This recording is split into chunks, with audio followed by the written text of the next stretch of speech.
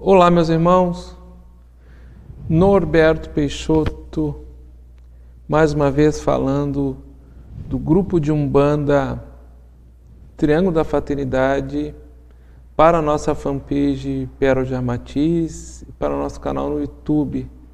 Encontro semanal, sempre às segundas-feiras, 9 horas da manhã, uma proposta de reflexão temática, nos levando a refletirmos sobre espiritualidade de uma maneira geral.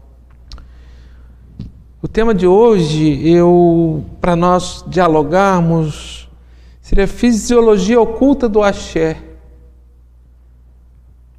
Fisiologia oculta do axé prana, relacionando axé com prana, que seriam praticamente o mesmo princípio. A escola da religião tradicional Iorubá fala muito do axé, de reposição do axé, e a escola clássica de yoga fala da reposição de prana.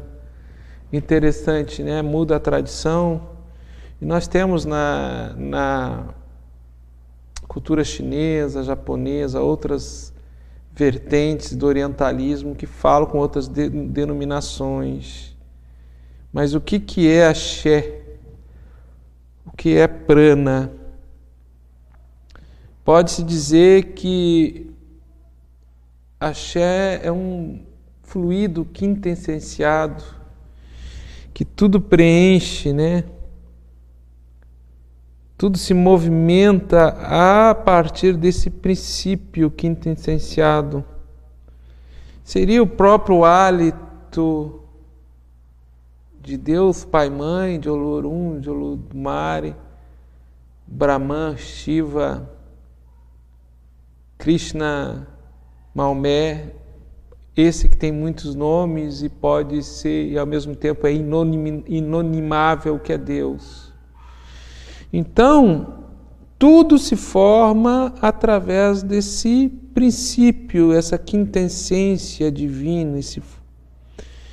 Os espíritas correlacionam com o fluido cósmico universal, mas ele é mais quintessenciado do que o fluido cósmico universal dos espíritos.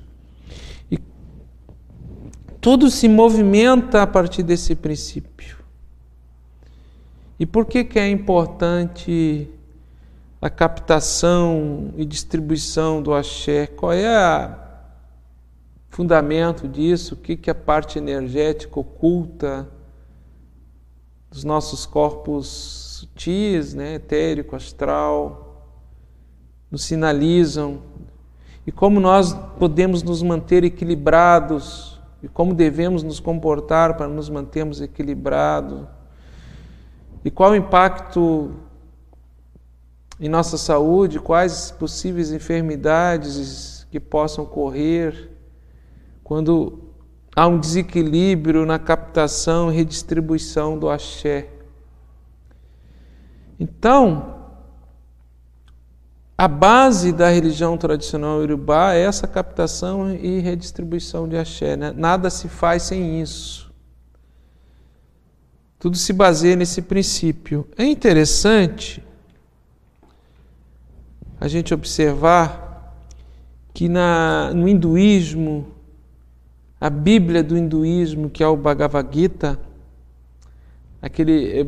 Bhagavad Gita quer dizer canção divina, e tem aquele diálogo imortal entre Arjuna, que é o devoto, e Krishna, que é Deus. Arjuna simboliza a nossa alma no seu mais profundo, que tenta se alinhar com o potencial divino. Ou Arjuna sofre as inquietações da influência do ego, como a nossa alma sofre, por vezes é bloqueada a expressão do nosso propósito de vida. E ele está tentando se alinhar com a sua potência divina, com o seu eu divino, com o seu orixá interno, com a sua essência divina, seu self. Então, nesse diálogo imortal, Krishna diz que aquele que não repõe a oferenda, aquele que não repõe o que ele consome de prana, ele é um pecador, ou seja, ele se afasta das leis divinas. Vamos tentar interpretar isso, porque se tem uma cultura que se não houver oferenda, não tem reposição de axé. Em verdade, isto é relativo. A gente pode se apoiar na oferenda como um objeto de devoção, de agradecimento ao sagrado, onde nós materializamos essa reposição de axé ou de prana que a gente consome a cada respiração, a cada batimento cardíaco, a cada fala, né, o hálito, o ar que está saindo, o ar que está sendo respirado, a visão, construção de pensamentos, a expressão do corpo, mãos, pés, movimento, todo o metabolismo corpóreo está consumindo axé prana. Então, há um princípio daquilo que se tira, ele tem que ser reposto. Aquilo que se consome tem que ser reposto. E existe uma similaridade na religião tradicional iorubá, hoje como referência em nosso estudo, e tradição oriental. Devemos ver isso de forma relativa. Porque se a gente faz uma oferenda e a gente não tem devoção no coração e consciência que nós estamos interligados em sincronicidade com tudo à nossa volta, ar, terra, fogo e água,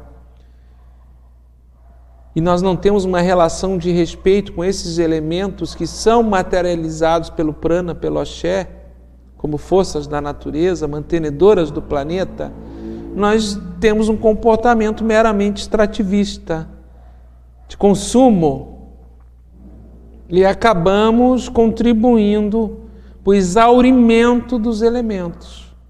É o que está acontecendo na Terra. O homem tem uma relação de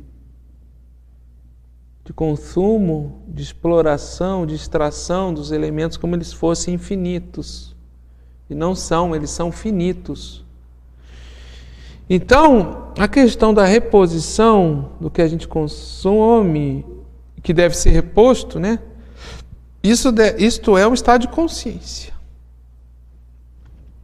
de respeito, de equilíbrio frente às forças da natureza, equilíbrio e respeito a cada respiração, a cada batimento cardíaco, a cada copo de água que a gente toma, a cada alimento que a gente come. A gente tem que desenvolver uma consciência que existe algo mais que é metafísico, que mantém a nossa vida nesse corpo físico e nos corpos espirituais. Físico é mais próximo da gente e que isso é uma expansão divina, é o próprio hálito divino, que é o prana que está em tudo, está aqui, está nesse monitor, está no meu óculos, está no altar que vocês estão vendo lá atrás, está na minha roupa, está nos meus dentes, na minha fala, na minha barba, no cabelo. Tudo é derivação da condensação desse prana que ele materializa todos os objetos e formas no plano físico, né? Dá para se fazer também uma correlação com esse prana, com esse axé primordial ao manto de Oxalá, o manto branco de Oxalá, que cobriria tudo como um sêmen, o divino inseminador que está inseminando tudo e a partir daí a germinação de toda a vida no cosmos, no infinito, nas diversas dimensões. Por isso, quando Oxalá se manifesta, ele é colocado embaixo do manto branco que simboliza esse poder inseminador. Os seus devotos, seus adeptos são colocados embaixo de um manto branco. Por isso que em alguns ritos de iniciação se coloca um manto branco, ou um pano branco na cabeça do devoto. Por isso também que usamos aquele pano branco em volta da cabeça, não só para proteger nosso ori, chakras de pensamentos externos, mas lembrando o poder inseminador do Oxalá que mora em cada um de nós, enquanto princípio espiritual, eucrístico, nosso potencial divino, inseminador e construtor dos nossos pensamentos e que dá o metabolismo da consciência, a possibilidade da consciência se expressar através de bons pensamentos, boas ideias, bom caráter, a ética de Oxalá. Voltando para o prana, então, dentro da tradição da yoga clássica, o prana é o princípio sutil que tudo preenche, está em todo o cosmos, manifesto e manifesto em todas as dimensões, do físico ao hiperfísico, todas as dimensões. Está tudo preenchido de prana. Não devemos confundir prana com éter. Éter é um dos elementos. A terra, fogo, água, o quinto elemento seria o éter, que ele seria o próprio princípio dos elementos materializados, a terra, fogo e água, mais eterizado. E daí teríamos o duplo etéreo de tudo que está materializado. Não devemos confundir prana com ákasa, ou registros acásicos, que há uma derivação do prana, mas é uma derivação mais profunda da consciência cósmica divina de Deus. Está tudo registrado no ákasa. Alguns sensitivos, alguns yogis conseguem fazer a leitura do ákasa, dos registros acásicos, né? E entrar, né, como se fosse um filme em acontecimentos do passado. Então, também é o fluido cósmico universal. Está bem conceituado, prana ou axé. Então, tudo está em constante movimento e tem que ser reposto para manter o equilíbrio. Esse princípio também, não só na religião tradicional iorubá, está no hinduísmo, né? Agora, partindo do pressuposto que a natureza está manifestada, está preenchida de prana, e as forças da natureza, ar, terra, fogo e água, são derivações do prana, como é que nós captamos esse prana? Será que nós captamos prana só quando a gente faz uma oferenda? Ou quando a gente se alimenta, alimentos sólidos? Não. A oferenda tem mais a ver com a questão devocional, espiritual, com a nossa relação com Deus ou com as divindades que são seus enviados, deidades e divindades, e tem pormenores, características de acordo com cada tradição religiosa. Num aspecto mais geral, universalista, nós captamos prana ou axé o tempo todo, pelo simples fato de estarmos respirando. Prana ou axé não é o oxigênio, mas ele se vincula à inspiração e à expiração. E o movimento do oxigênio está movimentando esse prana mais quintessenciado. Às vezes nós chegamos num local que está pesado, a vibração não está boa, a gente sente até falta de ar. Vocês já se deram conta? Uma outra situação interessante. Quanto mais rápida a nossa respiração, maior é a nossa agitação mental e menor a captação de prana.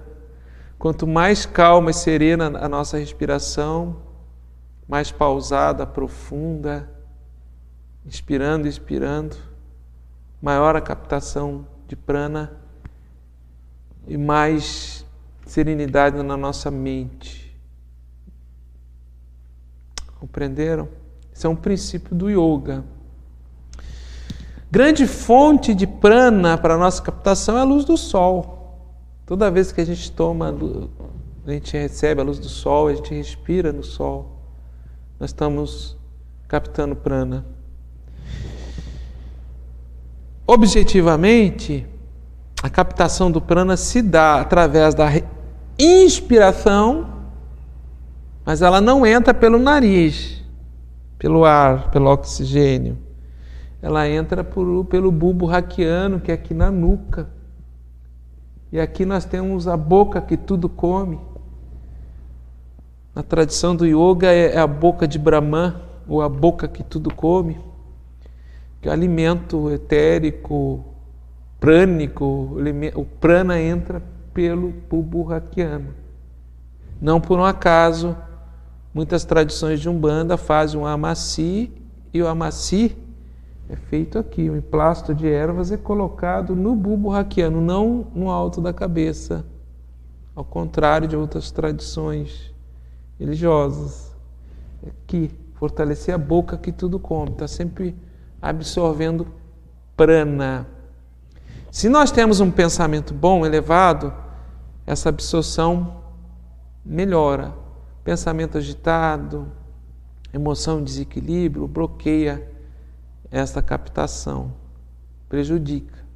Do bulbo raquiano, sobe para a coroa, coronário, e se distribui como um chuveirinho, um cano que desce através dos demais chakras, né? Frontal, laríngeo, cardíaco, gástrico, esplênico e básico, lá na base da coluna, no cóccix, ao longo da coluna vertebral.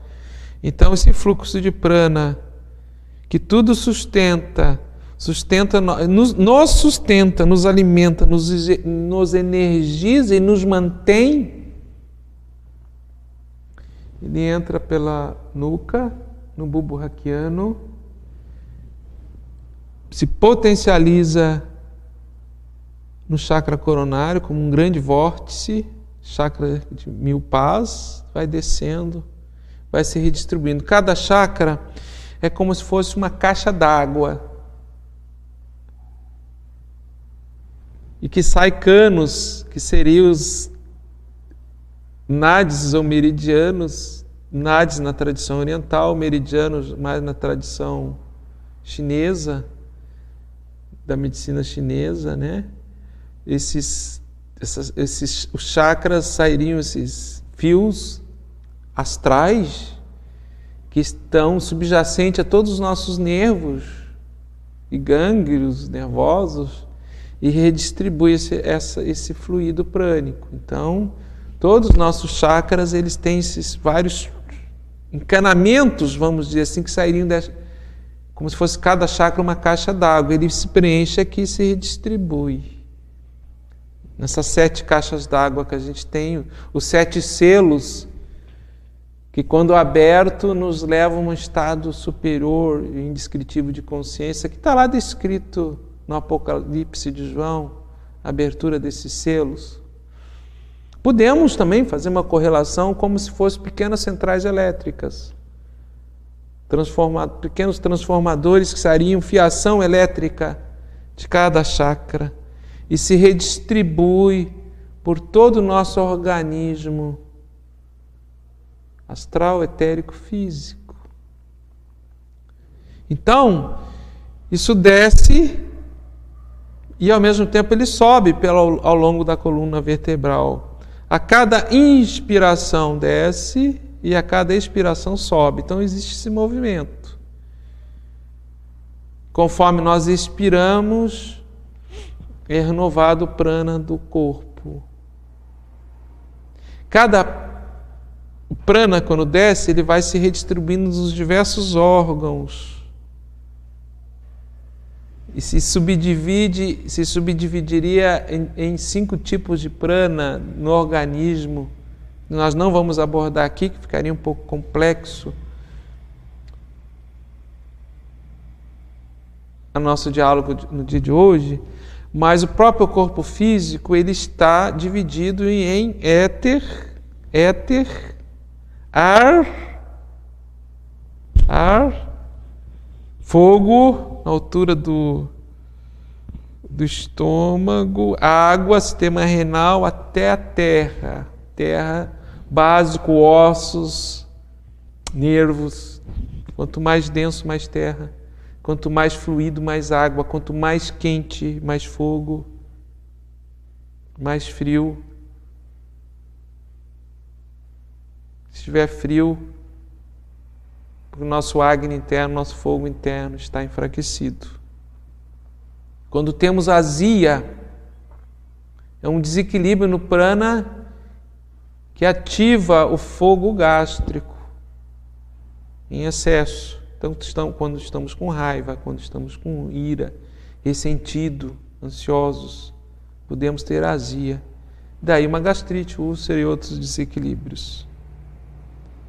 Então, esse prana que passa pelos órgãos, pelos chakras, e se redistribui pelos nadis, por todos os órgãos do corpo físico, e que se desdobra em qualidades, em éter, ar, fogo, água e terra, que nós temos dentro de nós, ele pode sofrer bloqueios nesse circuito, nesse caminho. E esses bloqueios têm a ver com nossos estados de consciência, de pensamento, de emoções, que prejudicaria essa sustentação, essa energização, essa manutenção em equilíbrio. Então nós podemos abrir a fisiologia oculta dessa distribuição de caminho do prana ou do axé em elemento, orixá, arquétipo, estado de consciência e estado emocional. Isso daria um congresso, um seminário de um dia inteiro ou um fim de semana, mas muito objetivamente, bem simples, eu posso dar alguns toques assim, em cima dessa, esquadrinhar assim, em cima desse mapa, vamos dizer assim, elemento, orixá, arquétipo, estado de consciência. Então pensamos o seguinte: o prana está se distribuindo, passou pelos chakras. Então o elemento terra, que está dentro de nós, está ligado com ossos, nervos, músculos. Orixá, Omulu ou Obaluayê. Então, o próprio arquétipo da sobrevivência, do provimento, da manutenção, da sustentação da vida nesse corpo físico, né? O estado de consciência que pode desequilibrar isso é medo. Medo de escassez, medo de não ser bem-sucedido. Todos os medos que podem cristalizar e desequilibrar o elemento terra. A gente come demais. A gente está buscando uma compensação a esse medo. E esse comer demais pode calcificar os ossos em excessos, nervos, criando asites, né? Artrites, as inflamações de uma maneira geral, a nível ósseo, muscular. Ou o contrário, o desgaste prematuro do elemento terra, que ficaria, digamos assim, ressecado demais, causando as osteoporoses ou outras enfermidades musculares ligadas aos ossos, ao esqueleto. Então, o elemento terra se liga aos ossos, aos nervos, músculos, orixá, Obaluayê, Omulu. Então, o arquétipo do provimento, da sobrevivência, da sustentação, que se desequilibra, né? E pode causar enfermidades quando a gente está com receio de escassez, né? Seja escassez material, escassez de projetos. Quando você entra num processo de encolhimento, né, consigo mesmo. O elemento água, que o prana se subdivide em nós, está ligado com toda a circulação do sangue e a parte renal. Nós somos mais de 70% água. Orixá Nanã, Oxum e Manjá, se liga o elemento água. A água nos traz o arquétipo da fluidez, da maleabilidade, da flexibilidade, maturidade emocional, resiliência, proatividade. O estado de consciência negativa a isso é a rigidez, né? Que você se torne positivo, a sua opinião que tem que preponderar. Você vibra na avareza e não na abundância. Desequilibra o prana, o fluxo de prana interno, o chakra correspondente. Pode causar problemas renais, inflamações, né? Na parte baixa do organismo, como, por exemplo, prisão de ventre, hemorroidas e outras situações. Elemento fogo. O prana que ativa os órgãos ligados ao estômago, baço, processo digestivo como um todo. Orixás que se ligam com o elemento fogo, nós temos Xangô, Ogum. Então, a questão da conquista, vencer a guerra da vida, as nossas conquistas diárias. Quando estamos em desequilíbrio com este elemento, com esse arquétipo, ficamos controladores, queremos destruir os inimigos, egoísmo, ficamos até violentos, né? Não aceitamos sermos contrariados, podemos nos tornar déspotas. Todo o processo do metabolismo digestivo e as enfermidades que podem ser geradas em desequilíbrio do elemento fogo. Problemas digestivos, problema no intestino grosso, que seria quase que a segunda mente, né? É um produtor de dopamina também, intestino grosso, que dá bem-estar. Então, todo um processo que pode causar desequilíbrio nessa parte baixa do organismo. Excesso ou ausência de fogo. O ar, elemento ar. Pulmão e circulação. A fala, a comunicação, construção de pensamentos. O pensador, né? Oxóssi em ação. Estado de consciência negativo, né? Agressividade, monoideia, pensamentos ruminantes, auto-obsessão. Não consegue atingir a meta, não se comunica adequadamente. Auto-obsessão, fica ensimesmado. Pensamentos ruminantes. Pessoal, todos esses elementos, eles estão interligados, né? Nosso organismo é um holograma.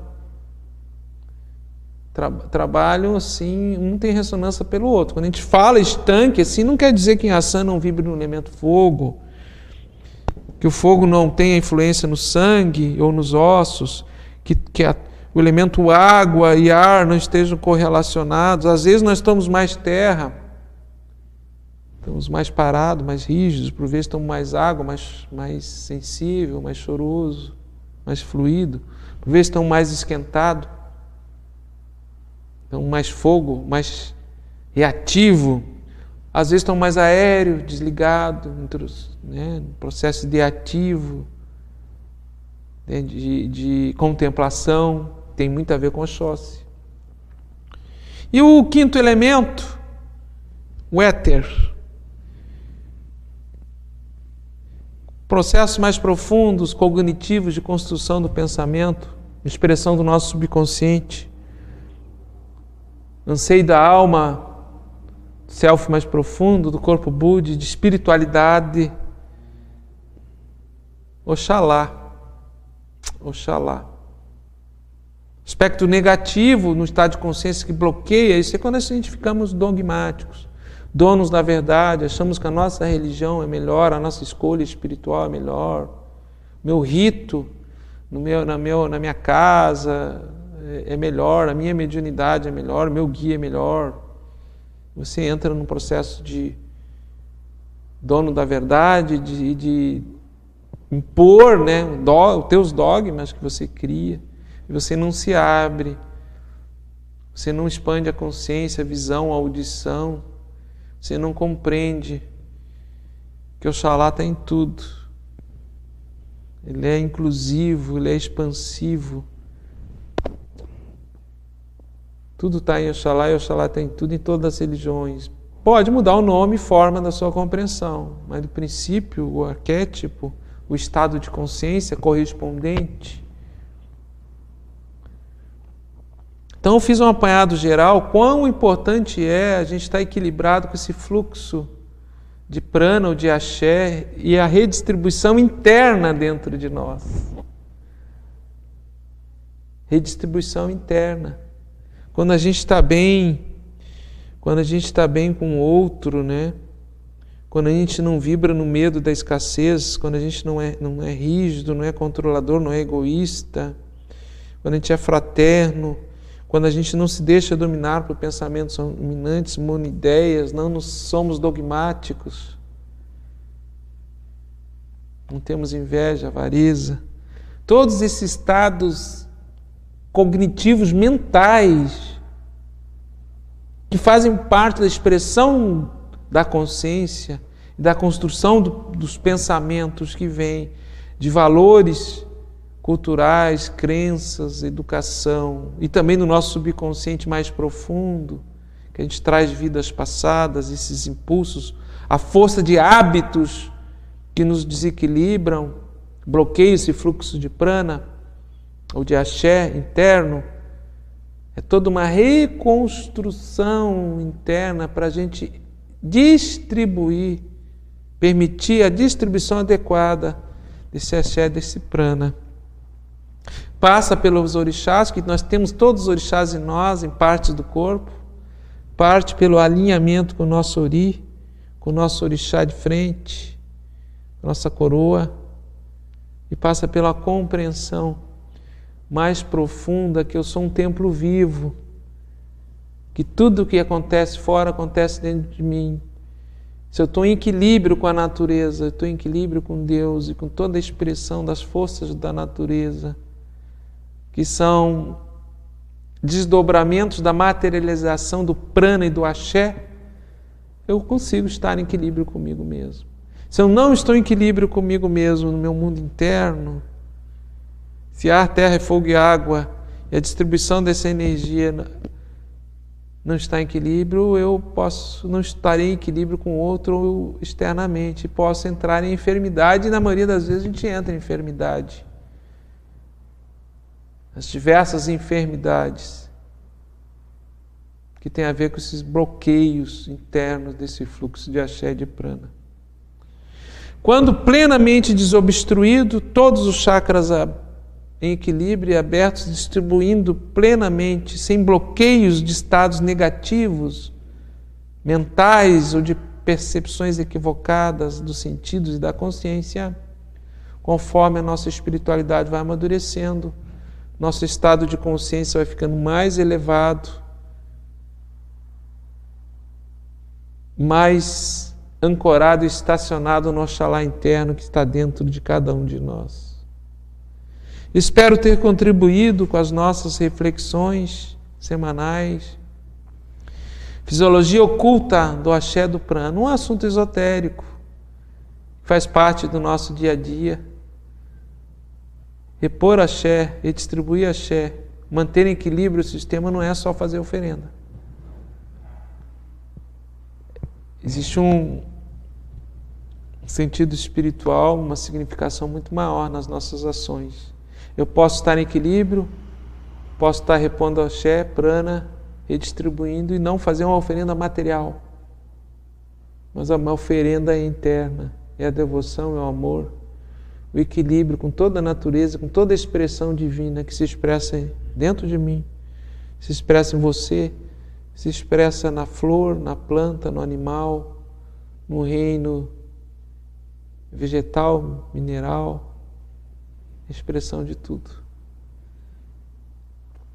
Espero ter contribuído a sua reflexão, meu irmão, meu mais profundo axé, saravá, namastê. Mantenha a sua respiração calma, profunda, inspirando e expirando. Sempre que você estiver agitado, tome um pouco, se puder, tome um banho de sol de 10, 15 minutos, harmonize a sua respiração. Você vai ver, você repetindo isso aí, quão importante é para a nossa saúde nós estarmos equilibrados e sincronizados com os ritmos e ciclos cósmicos. Prana, axé, elementos da natureza, forças da natureza, construção de pensamento, ideias, expressão da consciência. Mente, corpo e espírito em equilíbrio. Meu mais profundo respeito, axé, saravá, namastê. Até a próxima oportunidade, meus irmãos.